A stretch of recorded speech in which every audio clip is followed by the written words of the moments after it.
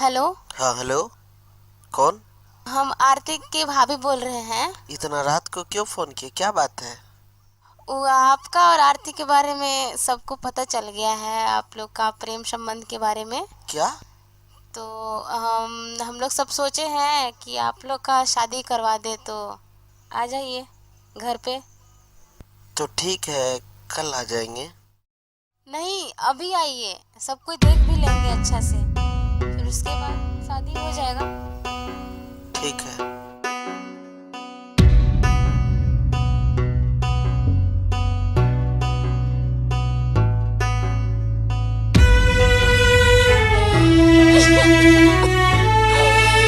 मेरे सोना।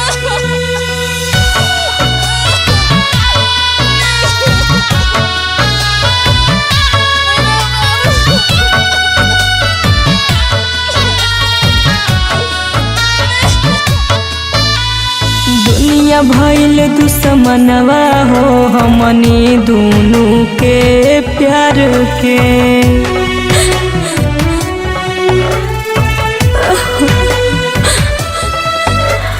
दुनिया भइल दुश्मनवा हो हमनी दोनों के प्यार के। शादी के झांसा दे के छीन लिहलस मोर संसार के। दुनिया भइल दुश्मनवा हो हमनी दोनों के प्यार के। जान तू बन के रहबू हो ए जान तू हमारा सांस में। अमर नहीं प्रेम कहानी ये सोना इतिहास में। जान तू बन के रहबू हो ए जान तू हमारा सांस में। जान तू बन के रहबू हो ए जान तू हमारा सांस में।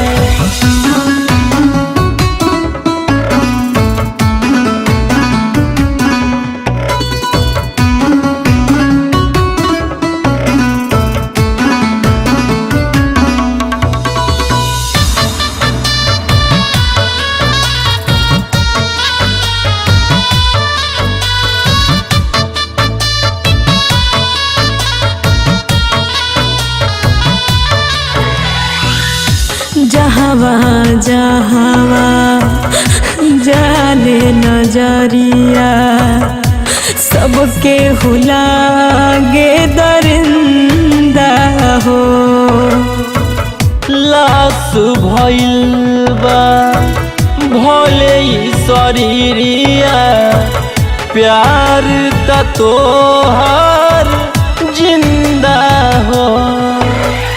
जाने कौन खुशी वो पैलस हंसत घरवा उजाड़ के। दुनिया भइल दुश्मनवा हो हमनी दोनों के प्यार के।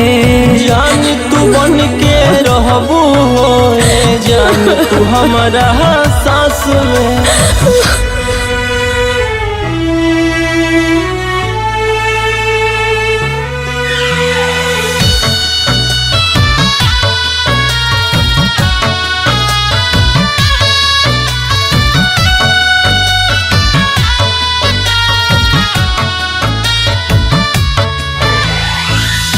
पत्नी धर्म के फर्ज निभाइब जबले रही मोर जान हो। कोई से उतारब मोहब्बत के करजा इतना न कर एहसान हो। जीते जी हम ले हब बदला जान तोर हथियार से।